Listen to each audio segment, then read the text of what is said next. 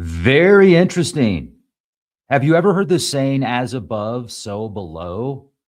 So, did you hear about the ISS space station and how they just evacuated or brought back their astronauts because one of them got really sick, but they won't say which one, they won't say what it's about. So, speculation is rampant. I mean, cosmic radiation? Are we talking about a space bug, a space virus? Did you see that film about Mars that came out about 10 years ago, 8 to 10 years ago, that this life form ended up getting on the space station, and then it made it to Earth, and then it just, like, once it made it to Earth, that was basically game over for humanity. So I mean, I don't know what this is about. This is very interesting, and we have several news articles to look at today. Not only the space station evacuation, but Trump has threatened to invoke the Insurrection Act if Minnesota continues to get worse with the protests, etc. Very political there. We're going to look at that in a minute. But there's also reports of multiple ICE and FBI vehicles that have been destroyed and looted by rioters in Minneapolis after federal agents were forced to abandon them. We're going to take a look at that news. And did you know that Iran had its airspace temporarily shut down, mainly most of the airspace for most flights last night? Well, it has reopened amid fears of U.S. strikes. We're going to talk about that. And Congressman has introduced Greenland Annexation and Statehood Act, Randy Fine, to strengthen the U.S. national security and put our adversaries on notice. We'll take a look at that. Europe says, no, NATO, we're sending troops to Greenland to show you who's boss. So Germany sent 13 troops to Greenland. Oh, man, that's going to make a big difference. We'll talk about that. A multitude of troops from different NATO nations. And then Verizon yesterday had a network outage. Very weird. They haven't really said exactly what it was. Espionage, I don't know. Hacker, I don't know. Exploded circuit, maybe. But guess what? They're offering a $20 refund for those that have been affected by the outage. And China has ordered domestic firms to stop using U.S. and Israeli cybersecurity software on national security grounds. Trump is going to speak at the globalist WEF forum that's coming up. And recently, an X post got millions of views titled, "Let Them Eat Cake. Entertainers wearing dog masks and Rocco-era 18th century European aristocratic court costumes danced for Mar-a-Lago guests at a party over the weekend." But what they didn't tell you, it was the reason they were wearing dog masks is because it was we'll get to that in a minute. I just love the news here. So thank you for being here. I hope you're doing fantastic. Buckle up, buttercups. Let's go. Do yourselves a favor if you haven't yet. I've actually been getting a lot of emails and text messages from people that have taken the Gladiator Barley and the Boomer Boost. They love this stuff. You should listen to the interview I just did with Angela a few days ago. She was talking about how much she loves this stuff. Great products, top of the line. And if you use the code REX20, you'll get an extra 20% off, and you can set up auto ship, get an additional 10% discount, so you can stack discounts. And they've got a lot of specials right now on their website, which is boomerboost.com. They should call it Gen X Boost. But I've been taking the Gladiator Barley and the Boomer Boost now for about 5 years. I love this stuff. It is amazing. I take it almost every single day unless I'm out, and then I order more. So get some. You'll thank me later. Take the 30-day challenge and let me know how you feel. Also, check us out on Patreon and Rumble. And if you got a notification today, that's great, because we have 420,000 subscribers and 100 people show up to the live stream, which shows me, when I look at the statistics, that a lot of our subscribers are not getting notifications. So for whatever reason, it seems like we're shadow banned. And I think that's ridiculous, because we follow the guidelines. We don't overhype things. We look for all the information available without coming to conclusions. But I guess that's worthy of being shadow banned. And instead, algorithms like to share nonsense, and they like to share extremes. They like to share artificial intelligence renderings of people that aren't really who they say they are, but that's okay. We're going to keep plugging, and we're going to keep rocking it out. And so just to make sure you get notifications, send me an email, leakproject@gmail.com. Say, hey, I want to get notified on your upcoming podcast. Also, make sure to subscribe to us on Rumble. Rumble does a pretty good job sending the notifications out later on in the day or the next day. And also on Patreon. Patreon does a great job sending out notifications right away when we upload podcasts. And we have a lot of free content on Patreon. We have a lot of long format interviews on our Patreon page as well, interviews that I've been doing for the past 10 years. So check us out on Patreon and Rumble. And thank you so much for hitting the thumbs up. Thank you so much for being here and leaving a comment. And thank you for being the change that the world needs to see, because it starts with you. So let's get into this, shall we? All right. So what in the heck is going on with the International Space Station? This is really weird. Hey, Black Dingo. We've got Black Dingo in the Rumble chat. Good to see you. And we have some amazing people in the YouTube chat. Hey, Paula, Charlie, Road Rage, Paradox, Kenneth, Tony, Elderberry, Dorothy. Thanks, everybody, for being here. If I missed your name, I apologize.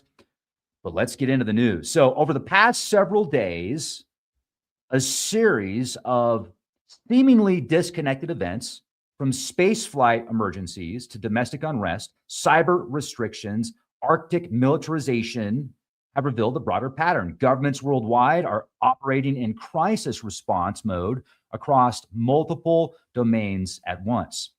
So the first ever emergency medical return from the International Space Station just occurred.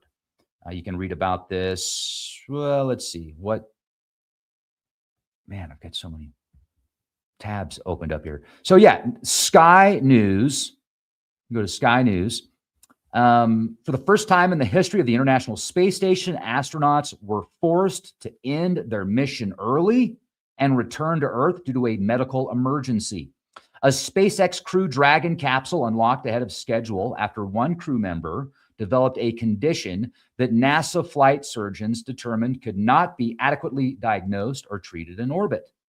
NASA has not disclosed the identity of the astronaut or the nature of the medical issue. Citing medical privacy, however, officials confirmed the condition was serious enough to override mission timelines, something that has never happened in the ISS's 25-year operational history.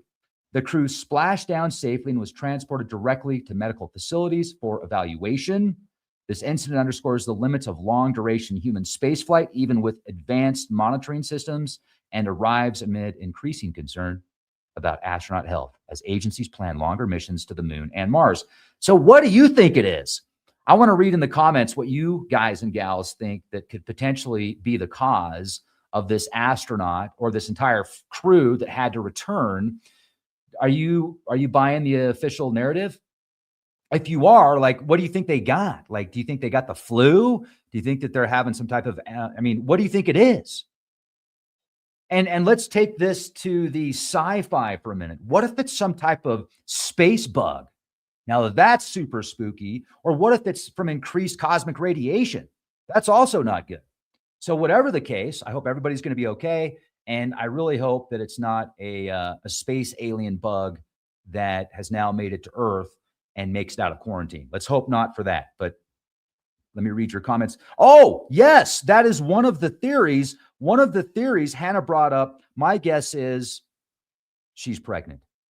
That's actually one of the theories, that an astronaut got pregnant in space. They got bored, man. And, they had they had a little too much wine. They had the music playing. They're looking out at the beautiful views, and love happens. Wouldn't that be a trip? It would be like an alien baby.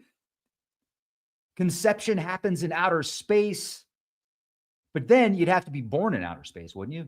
Or would you be considered a space alien if you were conceived in outer space? That's pretty wild. That's a very interesting theory. So, and actually, I just read that theory about an hour ago on a forum that I often visit. It's a conspiracy forum. I've been going on there now for like 15 years. You can actually go back and read my posts from 2011 and look at how a lot of those conspiracy posts that I posted 15 years ago have come to fruition since then. Like now it's considered normal. 15 years ago, they were considered conspiracies. Now many of them are considered everyday reality. So anyway, that's where I read it.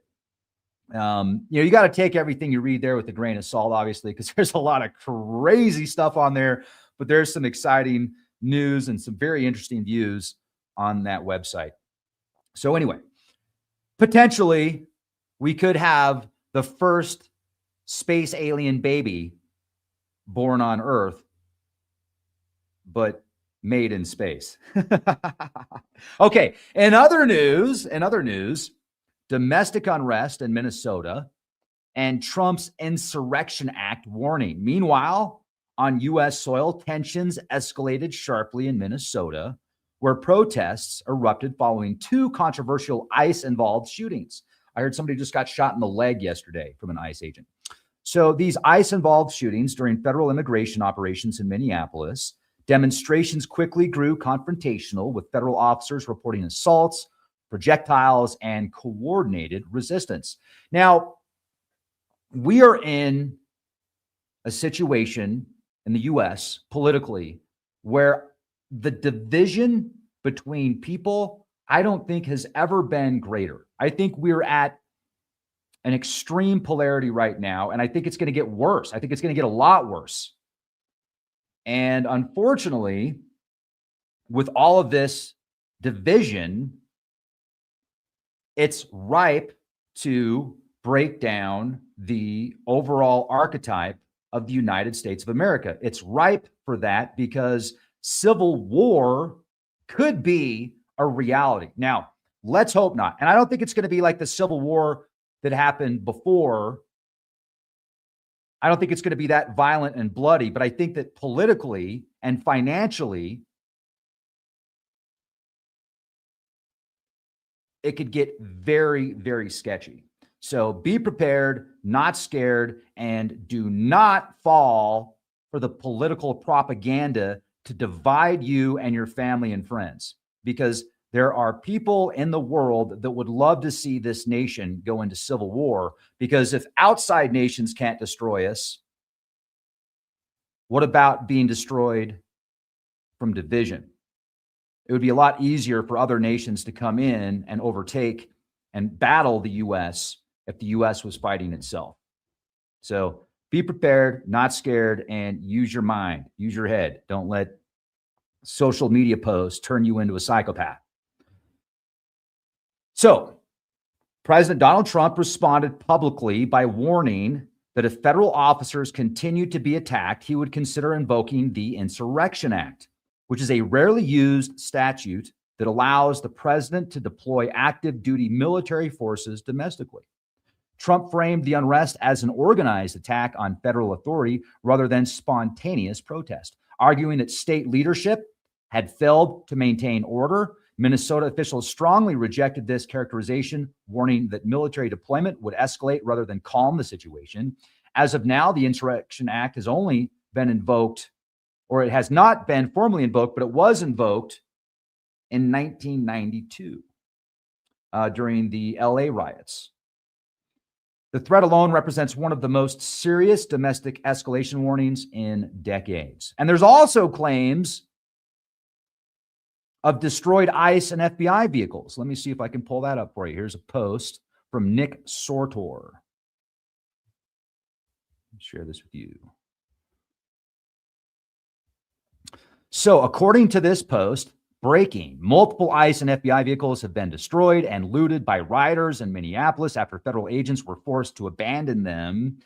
Agents' gear, laptops, and personal information now litters the streets. This is absolute anarchy, according to the post from Nick Sortor. And you can watch this 7-minute video of people acting like maniacs in Minneapolis. So, very interesting. And in other news, Iran protests. Iranian airspace reopens amid fear of U.S. strikes. So Internationally, Iran experienced a major escalation as nationwide anti-government protests intensified amid economic collapse, inflation, and political repression. Did you see the news article that came out the other day that said the Iranian currency went to zero? And my question is, what does that actually mean? Does that mean that it's worth zero compared to the US dollar in trade of exchange? Or does that mean that people in Iran can't go spend their money because it's worth zero there? So they're like, here, take my money. And the guy's like, no, I'm not going to take your money. I don't have any money either. Oh my gosh. What the hell was that? Okay. So anyway, news does a really good job of creating stuff that doesn't exist sometimes. Sometimes it gets it pretty spot on. But anyway, one of the, it's interesting because the internet blackouts in Iran, it's not just Iran. There's other nations actually that are shutting off internet access. And that was one of the forecasts I made for 2026. I said internet blackouts. I was thinking more in the US, but it looks like it's happening abroad. And let's hope it doesn't happen in the US, because if we lose internet in the US, that means things are really hitting the fan. Can you imagine what would happen if people didn't have access to the internet in the US for like 3 days? First of all, people would just freak out. But second of all, what would that really mean? Like, what would cause the powers that be to pull the plug on internet for 2 or 3 days in the US? I have a few ideas. So as tensions peaked, Iran temporarily closed their airspace, issuing emergency aviation notices that disrupted international flights. The move coincided with fears of potential U.S. military actions fueled by strong rhetoric from Washington condemning the Iranian government's crackdown. Yeah, like when President Trump told the protesters in Iran to keep protesting because help was on the way. And then, unfortunately, before, during, and after that, how many protesters were executed by the regime? I mean, if you're a protester in Iran, you got some cojones, because it's one thing to protest in the US. It's another thing to protest in Iran. So I'm just saying, and to see the amount of people that we saw protesting, that was substantial, very substantial. So Iran reopened its airspace within hours, but airlines remained cautious and several Western governments evacuated diplomatic personnel. While no US strikes occurred, they say, the episode demonstrated how internal unrest can rapidly escalate into international military risk, especially in geopolitically sensitive regions. In other news, did you see this? Let me pull this up real quick for you. Oh, yeah. So, Congressman Randy Fine introduced legislation calling for steps towards U.S. acquisition and eventual statehood of Greenland. The bill argues Greenland is a critical national security asset due to its Arctic location, mineral wealth, and proximity to Russia and China. It authorizes the executive branch to pursue acquisition and mandates a legal roadmap for possible statehood. The bill is unlikely to pass in its current form. However, it reflects a broader shift in U.S. strategic thinking. The Arctic is now viewed as a frontline theater, not a remote periphery. So what does NATO do? NATO's like, well, we'll show you. We're going to send 13 of our troops to Greenland to keep it safe. I mean, like, seriously, that's what Germany did. Germany sent 13 troops to Greenland. Like, that's going to make a difference. But anyway, European troops arrive in Greenland as Trump says the U.S. needs the island. That shift became visible almost immediately following repeated statements by Trump that the United States needs Greenland.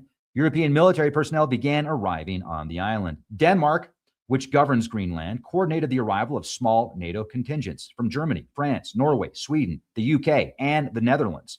If we take Greenland, folks, I see NATO being like completely out of the picture for the US. If the US annexes Greenland, the NATO nations are going to be so upset about that at certain levels that we could see conflict with NATO if it gets to that level. Now, when I say conflict, I don't mean like war, but I mean like politically and financially, and a lot of rhetoric will continue to increase. But I can assure you, with NATO sending troops to Greenland in hopes of offsetting the US from annexing Greenland, Houston, we have a problem. Denmark, which governs Greenland, coordinated the arrival of small NATO contingents.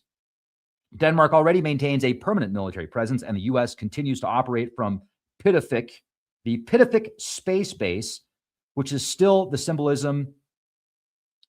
Oh, wait, I'm sorry. So the Pitifik Space Base. Europe is drawing a clear line that Greenland's future is not unilaterally negotiable. Well, I still think the U.S. is going to annex Greenland one way or the other. And I'm not saying I think it's good or bad. I'm just saying that's what I see.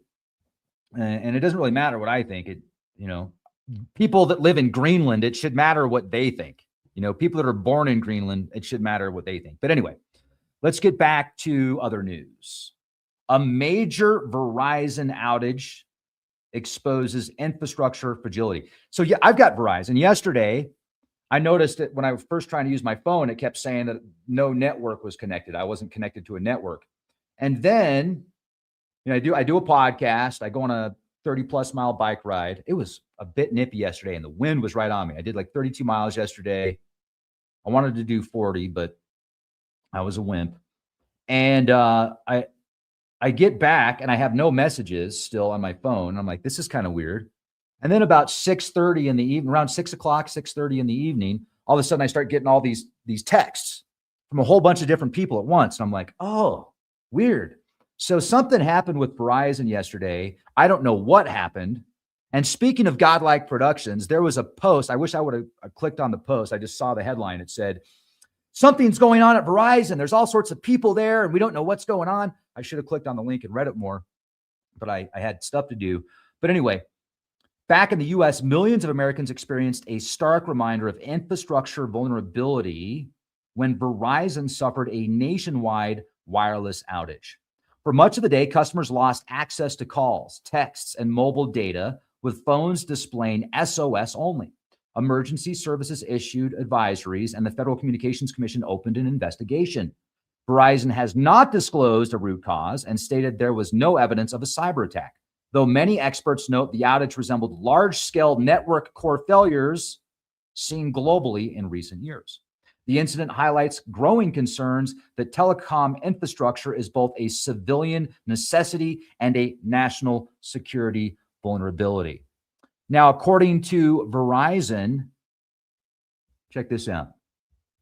This is directly from Verizon. Yesterday, we did not meet the standard of excellence our customers expect and that we expect of ourselves. To help provide some relief to those affected, we will give them a $20 account credit that can be easily redeemed by logging into the My Verizon app to accept. I'm going to have to do that later today.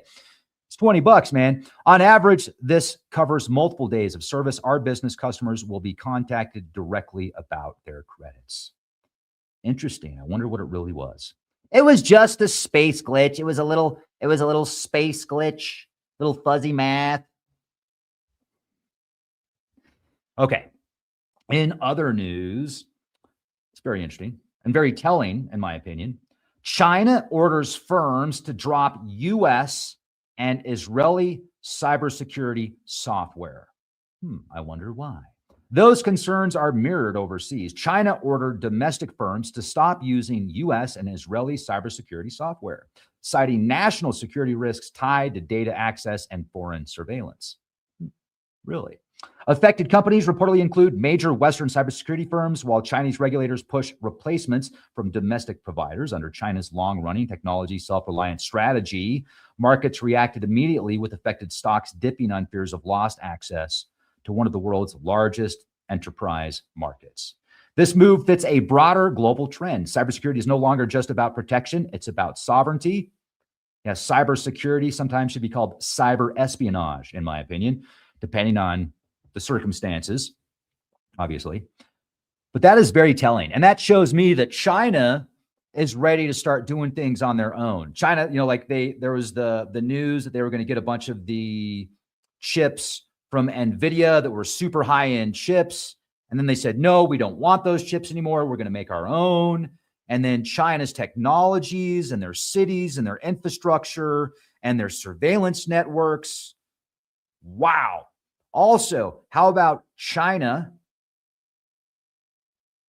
working on technologies to secure their energy grid, which I think is brilliant. And I think the US needs to follow suit on this, because one of the United States' biggest vulnerabilities is the electrical grid that everything almost is connected to. Well, China developed a quantum security network for their electrical grids that can can turn the power back on in 1/10 of a second. It's incredible. It's incredible. And you know what? Greg Allison is brilliant. He's a personal friend of mine. He's got some really cool YouTube channels. Just look up Green Gregs on YouTube if you haven't already. Rocket scientist, aerospace engineer. He's started the Halo project, high altitude rocket projects, and he has been very adamant on securing the grid. And he's got people from Homeland Security, very high level people in specific fields to join his groups and talk and discuss ways to secure the electrical grid. Well, why don't we follow suit with what China is doing in this reference? There's been so many times in the past, it seems like we do something first and then China and other nations follow suit. Well, now it needs to be like, if we haven't done anything yet to secure the energy grid, why? And when are we going to follow suit? So that's just a quick rant on my part. But did you know, in other news, that President Trump is going to speak at the World Economic Forum? Trump is preparing to speak at the WEF in Davos, leading the largest U.S. delegation ever to the event. His upcoming address is expected to focus on economic nationalism, which we predicted at the end of 2023. Go back and look at my timestamp on this. I said, welcome to nationalism, because it's coming. And it's getting more intense, and it is being used as a dividing factor amongst the political spectrum as well as civilians. Like, a lot of people are like, kumbaya, let everybody in. We all work together. We all love each other. Let's all, let's be in harmony together. Let's play the drums. Come on, man. And then the other side of that's like, no, we need to get rid of all of them and make them all go back to their own country. And like, we are the... Can we find a happy medium? Is there a possibility we could find a happy medium with that? Because clearly there needs to be like some type of law and order, but at the same time, how far do we go? You've got Joe Rogan that's very outspoken about the situation with ICE. And then you have Crowder, which is very outspoken about the situation with ICE. And so not only are we seeing it politically, but we're seeing it at the very high levels of social media influencers going on extreme side, one side of the extreme or the other. I'm looking at this from a very neutral approach right now, because I'm not going to let the news manipulate my mind into thinking a certain way. I'll come up with my own conclusion without extreme left and extreme right trying to make that decision for me. So if you can look at it from like that standpoint, I think you can come up with information from both sides potentially that can help you make a better decision about your own opinion. And that's what it is. It's your opinion. There is no absolute in this situation. It's your own opinion, unfortunately.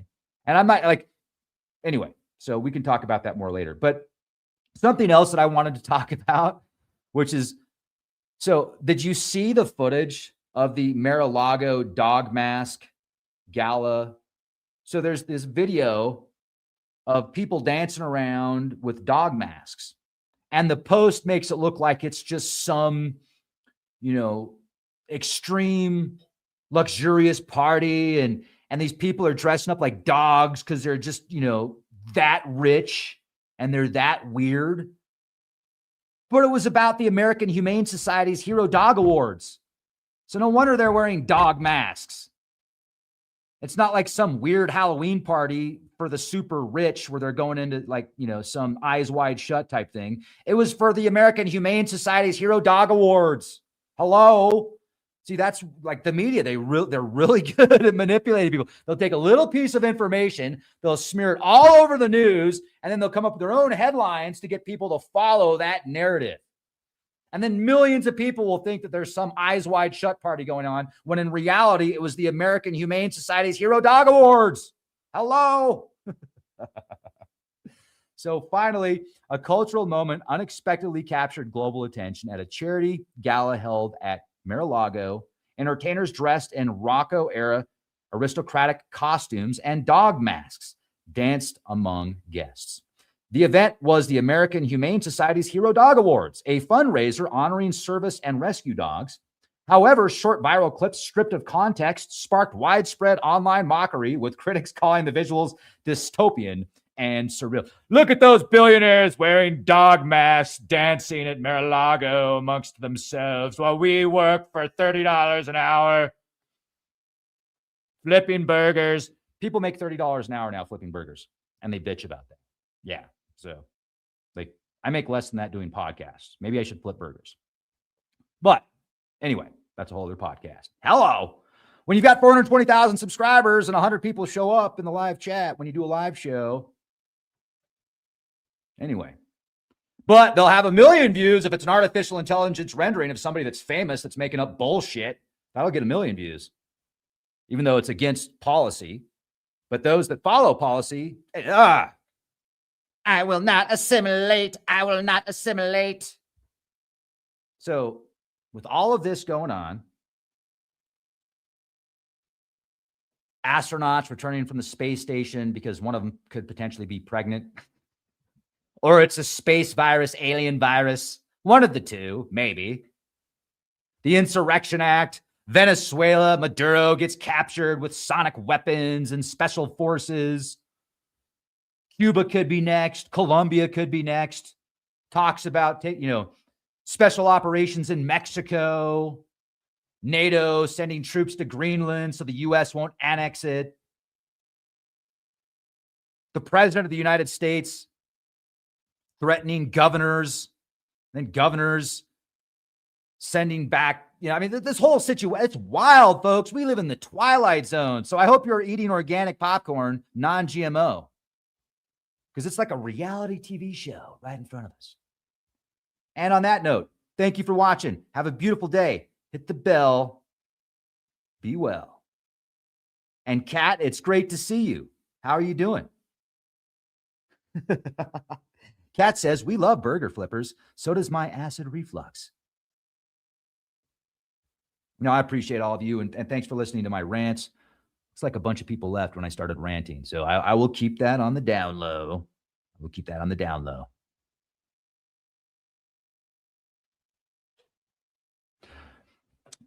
I saw, was it Fallout? It might have been Fallout. I can't remember what show I saw the other day where this person had a Canada passport or a Canada ID, and it said State of Canada annexed by the US or something like that. Then I've seen videos before where Canada's supposed to be the last free nation and the US was coming under totalitarian control. Then I've seen news articles that said the last place that will be safe will be Antarctica because everything else will be underwater.